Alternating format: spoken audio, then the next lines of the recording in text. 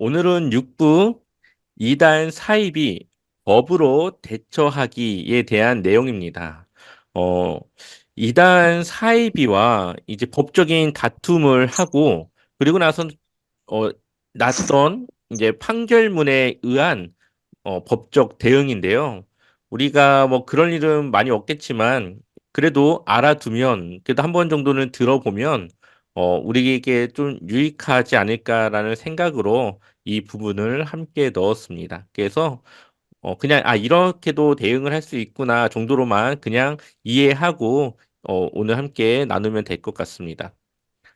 네. 이단 사이비 대처는 교리 비판만으로는 이루어지지 않습니다. 뭐 신천지가 뭐가 잘못됐고 뭐 하나님의 교회가 어떤 것이 잘못됐다 뭐 이렇게 이야기한다고 해서 그 문제들이라던가 여러 가지 일들이 해결되지가 않습니다. 이단 사이비와의 법률적 다툼은 이단 사이비 대책 활동을 하다 보면 반드시 따라오는 문제라고 이야기를 하고 있습니다. 우리가 지금 함께 보고 있는 어, 이 이단 백서라고 하는 책 내용 안에서 이제 이러한 판결문, 이제 이단과의 법적인 다툼 속에서 결론적으로 나왔던 이 판결문을 따라서 우리가 이러한 문제는 이렇게 대처할 수 있구나. 이러한 부분들을 함께 고민해보고 생각할 수 있는 문제입니다. 네, 불과 20년 전만 해도, 그러니까 2000년대 초반이라고 볼 수 있겠죠. 이단이라고 하는 단어를 사용했다라는 이유만으로 이단 사이비가 민사, 형사상의 소송을 제기를 했다고 합니다. 그러니까 뭐 신천지가 이단이라고 하지만 그거를 이단이라고 말하는 순간 이제 뭐 명예훼손이라던가 아니면 뭐 여러 가지 법적인 소송을 제기했다라는 거죠. 그리고 그러한 소송들에 의해서 지금까지 일어났던 판결문들을 보게 되면 아, 이단은 이래서 이단이구나라는 것이 더 확실하게 드러나게 되었고 또한 대부분의 결론은 이단에 음, 대한 잘못을 인정하는 그러한 판결문이 나왔다라는 거죠. 그래서 위기일 수도 있었지만 이러한 소송에 대한 위기일 수도 있었지만 오히려 그러한 것들을 통해 이단이 더욱더 확실하게 드러나는 계기가 되었고 또한 어디까지 우리가 허용되고 어디까지 우리가 넘어서지 말아야 되는지에 대한 그런 기준점들이 생기기 시작했다라는 거죠. 그래서 최근에는 이단 사이비의 교리를 비판한다는 이유로 소를 이제 재판에 이제 판결을 넘기는 그 소를 제기하는 경우도 거의 없다. 교리 비판은 이제 뭐 잘못했다라고 하는 그 내용에 대한 비판은 헌법이 보장하는 종교 비판의 자유에 포함되어 있기 때문에 얼마든지 비판할 수 있다는 선례가 있기 때문이다. 그러니까 이러한 법률적 다툼을 통해서 이러한 기준점들이 생기게 된 겁니다. 우리가 뭐 신천지가 잘못했다라는 내용들을 이야기할 때에 대한민국은 종교의 자유가 있기 때문에 어떠한 종교든지 어, 선전할 수 있고 전도할 수 있고 활동할 수 있지만 그에 반해 이 종교의 나쁜 점들과 잘못된 부분들에 대해서도 이야기할 수 있는 자유가 보장된다라는 것을 법적으로 뒷받침해 주고 있다라는 것을 이야기하는 것이에요. 그래서 종교는 서로 자신들과 다른 또 그 종교의 잘못된 부분에 대해서 비판할 수 있는 자유가 있다라는 것을 이러한 선례를 통해 이러한 판결문들을 통해 기준이 잡혀지게 되었습니다. 그럼 몇 가지 상황들을 함께 보도록 하겠습니다. 사건 1과 2가 있는데요. 비슷한 내용의 그러한 사건이었습니다. 신천지 피해자 A, 그러니까 신천지에 들어갔다가 피해를 입고 나온 사람이라던가 아니면 자기의 가족이 신천지 안에 이제 끌려가서 가정이 파탄나고 뭐 이혼의 위기에 있고 약간 이러한 식의 피해를 입은 사람들이라고 볼 수가 있겠죠. 이러한 신천지 피해자 A는 자신의 시위 장면을 찍으려는 신천지 신도에게 그러니까 자기가 이제 신천지 그 교회 앞에서 시위를 하고 있는 그 장면을 찍으려고 하는 신천지 신도에게 찍지 말라고 자시가 웃기네 색야라고 말했습니다. 그리고 두 번째 사건은 신천지 피해자 B는 시위 도중 신도에게 너 누굴 찍겠다는 거야? 너 이 새 X야. 내 얼굴을 찍겠다고? 라고 하면서 이제 약간의 욕을 섞어서 이야기를 한 것이죠. 그리고 이 욕을 들은 이 신천지 성도는 이 피해자 A와 B에게 소송을 걸게 됩니다. 소송의 이유는 모욕죄와 공연성입니다. 자신이 이러한 내용을 듣고 모욕을 당했다고 이제 이야기를 하는 것이죠. 판결문이 어떻게 났을까요? 만약에 우리가 이러한 상황에 놓였다고 생각한다면, 내가 이런 말을 했다고 나를 소송을 걸어 하면서 좀 무섭지도 않겠습니까? 내가 이걸 어떻게 대처해야 되지? 라고 하는 생각이 있겠지만, 이러한 상황 속에서 결론은 두 사건 모두 불기소 처분이 내려지게 됩니다. 그냥 아무것도 아니게 그냥 끝난 거예요. 어, 그 이유는 어, 공연성이라고 하는 것은 이 전파 가능성이라는 것을 말하는데 이 모욕죄를 판단하는 중요한 요소입니다. 그래서 다수 혹은 불특정 다수에게 전파될 가능성이 없다고 판단했기 때문에 이 공연성이 해당되지 않고 모욕죄에 해당되지 않는다라고 판단을 내린 거죠. 인간의 이 다수라고 하는 것, 불특정 다수라고 하는 것은 그 사람들이 이러한 행위를 보고 다른 사람들에게 소문을 내서 그 소문이 나에 대한 피해로 올 수 있는 상황들을 말하는 거예요.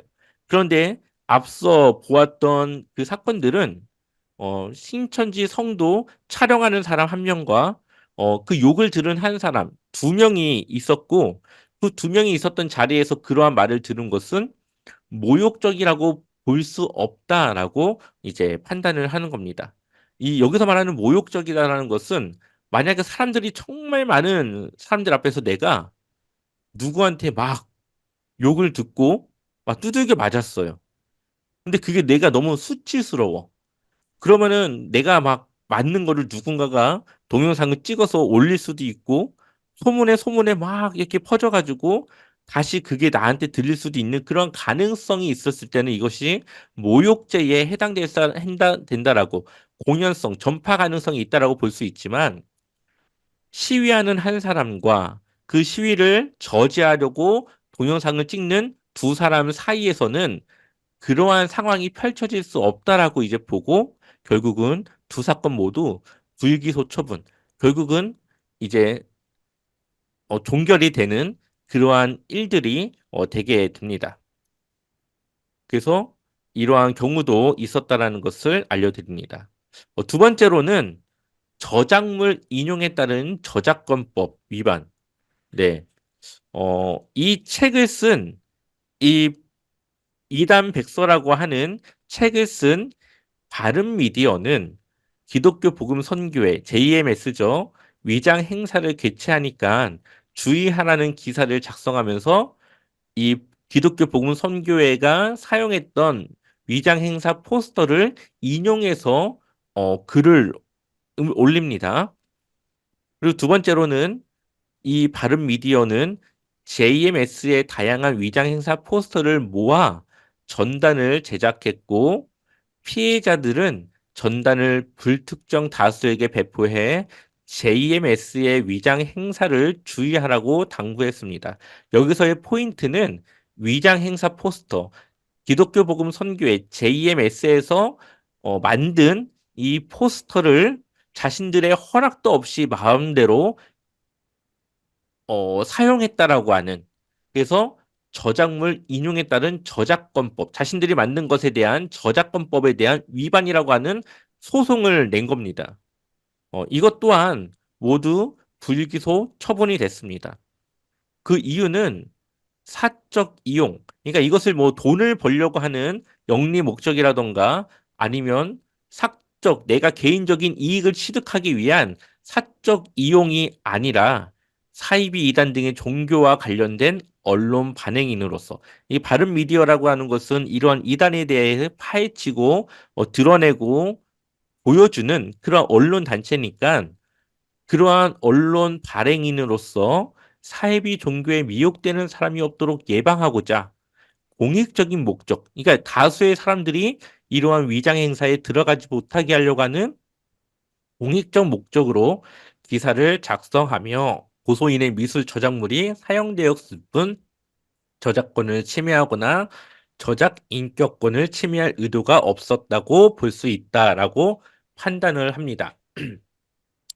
또한 이 법적으로 뭐 제37조에 보면 출처의 명시에 따라 출처를 명시해야 되지만 예외가 있습니다. 그것이 제26조에 나와 있는데요. 방송, 신문, 그 밖의 방법에 의하여 시사 보도를 하는 경우에는 출처를 밝히지 않아도 된다라고 하는 법적인 사유가 있기 때문에 결국은 불기소 처분이 된 것이죠. 네. 그래서 우리가 이단에 대한 포스터라던가 그러한 것들을 이제 이용할 때도 사용할 때도 그러한 부분들에 유의를 해야 되겠습니다. 네. 세 번째로는 명예훼손이 성립하지 않는 경우입니다. MBC에서 하는 실화탐사대라고 하는 방송이 있습니다. 신동엽 씨가 나와서 진행을 하는 이 실화탐사대라는 방송이 있는데 2019년 3월 27일 JMS에 빠진 우리 딸을 찾아주세요라고 하는 제목의 프로그램을 방영을 합니다. 그리고 이 방영 안에서 다른 미디어의 대표인 조미듬 목사님이 이단 사이비 단체 포섭 유형과 신도들의 심리에 대해서 이제 부연 설명을 해주는 그런 장면이 있었습니다. 그리고 GAMS 신도가 바른미디어 조미듬 발행인을 명예훼손으로 고소합니다. 그러니까는 이 사람의 말 때문에 자신들 JMS가 명예훼손을 입었다라고 이제 명예훼손죄로 어, 고소를 한 것이죠. 참 여러 가지 상황들이 있지 않습니까? 이러한 다양한 상황들에 놓일 수 있습니다. 우리 모두가 그런 가능성이 있는데 결국 이거는 아예 받지도 않았어요. 이 신고를 각하 처분됐다는 거는 이 신고 자체를 받지 않았다라는 거예요. 왜냐? 이 명예훼손죄는 어떤 특정한 사람 또는 인격을 보유하는 단체에 대하여 그 명예를 훼손함으로써 성립하는 것이므로 그 피해자는 특정한 것임을 요하고, 그러니까는 딱 누군지가 딱 지정이 돼야 되는 거예요. 뭐 누구 개인의 사람이라던가 아니면 인격과 같은 그러한 단체, 뭐 누구 한 사람에 대한 딱 뭔가 인격을 나타낼 수 있는 그런 단체에 대한 딱 특정이 되어줘야 되는데 지금 그렇지 않았다라는 거죠. 예를 들면 서울 시민 또는 경기도민이라고 하면은 막연한 표시에 의해서 명예훼손죄를 구성하지 아니할 것이지만 집합점 명사를 쓴 경우에도 그것에 의하여 그 범위에 속하는 특정인을 가리키는 것이 명백하면 만약 JMS라고 하면서 그 안에 정명석이라고 딱 지칭해서 이야기를 했다면 그것이 명예훼손이라고도 볼 수 있겠지만 그렇지 않았다라는 거죠. 이 방송 내용을 보게 되면은 이 조미드 목사님이 특정 이단 종교에 대해서 언급하지 않습니다. 그냥 전체적인 내용은 JMS에 대한 내용이 나오면서 그 사이에 이단은 이런 방식으로 포섭하고 이러한 상황에 놓인 사람들이 이단에 잘 빠집니다. 뭐 이런 식으로 이제 이야기를 하는 거니까 내용의 흐름상 JMS에 맞춰서 내용을 말했다라고 볼 수는 있겠지만 그 목사님의 그 이야기가 명예훼손의 그러한 기준에 미치지 못한다라고 본 것이고 그래서 경찰에서 연락이 왔었다고 합니다. 이 목사님한테. 그래서 경찰서로 출두하라고 연락이 왔는데 이것이 각하 처분이 될 것을 알았고 그 출두하라는 것에 불응했다고 합니다. 가지 않았다라는 거죠. 그리고 결국 해당 사건 자체는 각하, 아예 이 신청 자체를 받지 않아서 이렇게 해결이 된 것으로 이야기를 하고 있습니다. 네 번째로는 시위 금지 및 접근 금지 가처분 신청입니다. 이제 피해자들이 종교단체 그런 교회라든가 그 본부 앞에서 시위를 벌일 때가 있지 않습니까? 그때에 이 접근 금지 아니면 시위하지 않게 해달라고 하는 그러한 어, 신청을 하게 되는데 그거에 대한 결론입니다. 사건 첫 번째, 두 번째 사건이 있는데요. 첫 번째 사건을 보면 하나님의 교회 피해자들이 하나님의 교회 총회 본부 앞에서 1인 시위를 하며 총회 직원들의 얼굴을 촬영하고 음성을 녹음했다. 그러니까는 총회 직원들, 그 하나님의 교회 총회 직원들의 얼굴을 촬영하고 음성을 녹음한 것이죠. 어쩌면 이것이 이제 초상권 침해로까지 이어질 수 있는 일입니다. 총회 본부 직원 3명은 수원지방법원 성남지원에 피해자들을 상대로 접근 금지 등 가처분을 신청했다. 그러니까 이 본부 근처 500m 안으로는 들어오지 못하도록 접근 금지 신청을 한 것입니다. 두 번째로는 신천지 피해자들이 센터 앞에서 시위하자 한 신천지 신도가 서울 남부지방법원에 피해자들을 상대로 집회, 시위 중지 등 가처분을 신청했다. 그러니까 이 시위를 하지 않게 해달라고 이제 그렇게 가처분을 신청한 것이죠. 어, 그리고 여기 보면은 얼굴을 촬영하고 음성을 녹음했다라고 하는데, 어, 이 사진을 이제 인터넷, 카페, 하나님의 교회 피해자들이 모여 있는 카페에 올려서 이제 자신들의 상황들에 대해서도 이야기를 했다라고 이야기하고 있습니다. 근데 어떻게 되었느냐? 두 사건 모두 기각되었습니다. 어, 그러니까는 이 피해자들 쪽 손을 들어준 것이죠. 하나님의 교회 관련된 사건은 시위자들이 인터넷 카페에 신도들의 사진을 게시할 때 모자이크 처리를 해야 했고, 그래서 이 사람들이 뭐 하나님의 교회의 성도인지 아니면 지나가던 사람인지 특정할 수 없다라는 거예요. 그 사람에 대해서. 그렇기 때문에 문제가 되지 않는다라고 본 것입니다. 또 신천지 사건의 경우에는 신천지 신도가 시위자들의 모든 집회를 금지하는 내용으로 가처분을 신청했으나 이같이 포괄적 금지를 구하는 것은 시위자들의 집회 시위와 표현의 자유를 침해할 우려가 있다라고 보고 결국 그것을 기각합니다. 자신들의 피해에 대해서 이야기할 수 있는 그런 자유가 있다라고 보는 것이죠. 그래서 이런 식으로 이 법적인 그런 사건들에 휘말렸지만 결국 그것이 좋은 방향으로 해결이 되었고 우리는 이러한 해결된 사건들을 알고 있으므로 만약에 우리가 이와 유사한 상황 속에 놓여졌을 때 충분히 우리가 무서워하지 않아도 될 만한 일이라는 것을 이해하고 대비할 수 있게 하기 위해서 이러한 내용들을 전하고 있습니다. 마지막으로 이단 사이비의 건축 문제에 관한 판결들입니다. 이 문제는 어쩌면은 우리에게도 일어날 수 있는 문제라고도 볼 수가 있어요. 신천지는 신천지뿐만 아니라 이단들은 자신들의 그런 건물들을 건축하고 그래서 세를 확장하고 사람들에게 자신들의 종교를 보여주기를 원합니다. 그래서 신천지의 본부가 있는 과천에서도 자신들의 소유인 그런 건물을 이제 새로 짓기 위해서 허가 신청을 냅니다. 과천에. 그런데 이때 과천시 범시민연대의 이 적극적인 대응에 의해서 결국은 과천시청은 공익의 어, 공익에 대한 불허를 가장 큰 원인으로 그 허가를 내주지 않습니다. 법적으로는 문제가 없지만 그들의 그러한 새로운 건축이 주변 사람들에게 해를 끼친다. 이것이 어, 공익에 부합한다라고 보고 그것을 허가하지 않은 거예요. 그리고 대부분의 사이비 이단의 건축 문제는 이러한 결론이 납니다. 2011년에 전북 익산시 어양동에서도 건축을 위한 건축 허가 신청을 익산시에 냅니다. 신천지가 자신들의 뭐 건물을 이제 지어서 그쪽 지역에 이제 들어가려고 했던 것이죠. 근데 익산시가 그것을 받아들이지 않습니다. 그리고 신천지는 익산시를 상대로 소를 제기했고 이제 법정 다툼을 한 것이죠. 대법원까지 이어지게 됩니다. 이것이 얼마나 힘들었겠습니까?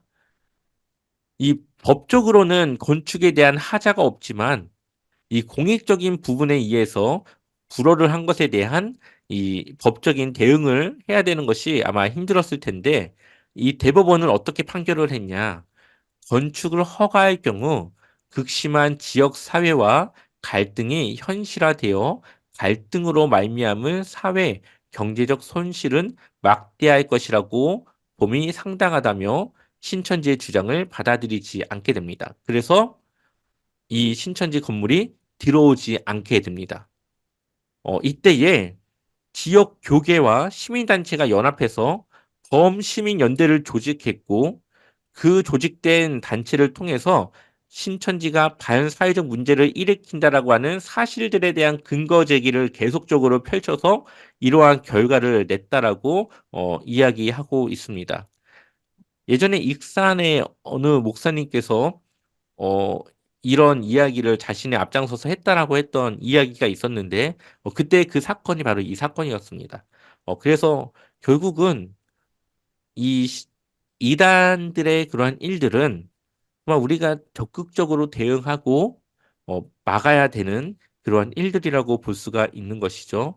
또 한 가지는 2015년 11월 달에 인천 중구 신흥동 건물에 대한 용도 변경, 이제 종교 시설에 대한 이제 용도 변경을 신청한 것이죠. 그렇지만 인천 중구청은 그것에 대해서 허가를 내주지 않습니다. 그 이유는 똑같이 신천지와 지역 사회 갈등이 심화될 수 있기 때문에 공익상 불허한다라고 밝힙니다. 신천지의 건물 시도를 저지한 사례들을 종합할 때 건축을 막을 방법은 결국 공익으로 기결된다는 거 볼 수가 있죠. 주변에 지역 사회의 갈등과 여러 가지 문제들이 일어날 수 있는 가능성이 있다라는 것을 주장함으로써 결국은 그것을 막는 것이죠. 그래서 우리 대법원은 건축법상 하자가 없어도, 그러니까 건축을 하는데 아무런 문제가 없어도 중대한 공익적 사유가 있으면, 주변의 사람들과의 갈등이라던가 문제를 일으킬 만한 이유가 있으면 신축 혹은 용도 변경을 불허할 수 있다는 입장을 내놓게 됩니다. 이러한 사건들을 통해서 앞으로 동일한 일들이 일어났을 때 이러한 사유와 이유로 이제 그러한 건축을 불허하고 막을 수 있는 하나의 가이드라인이 생기게 된 것이라고 볼 수가 있는 것이죠. 네. 오늘은 여기까지 하고요. 우리가 이단에 대한 대책 또한 이단에 대한 우리가 싸우는 방법들, 그러한 것들은 물론 종교적인 방법으로도 우리가 해결할 수 있어야 되겠지만 대부분의 문제들은 이러한 법정이라던가 여러 가지 사회적 문제에 대한 일들로 연결이 될 수밖에 없습니다. 그렇기 때문에 우리가 너무 이러한 것들에 대해서 무지한다면은 어떻게 힘을 써보지도 못하고 대응하지도 못하고 그냥 끌려갈 수밖에 없겠지만 이러한 판례들과 이러한 상황 속에서 이러한 결과들이 났다라는 것을 우리가 알고 있으면 충분히 그러한 사회적 문제들을 주장하고 그러한 일들에 대해서 우리가 이러한 목적으로 했다라는 것들을 이야기함으로써 충분히 우리가 승산이 있는 싸움을 할 수 있다라는 것이죠. 그래서 이러한 일들이 있었다, 이러한 결과들이 있었다라는 것을 여러분들에게 한번 말씀드리면 좋을 것 같아서 오늘 한번 이러한 내용들로 이야기를 해 보았습니다. 다음 주는 이단 사입이 법으로 대처하기 두 번째 시간을 갖겠고요. 어, 뭐 여러 가지 상황들에 대해서 또 다른 상황들에 대해서 어떻게 그것을 대처했는지를 함께 나누도록 하겠습니다. 네, 오늘 강의는 여기까지 하겠습니다.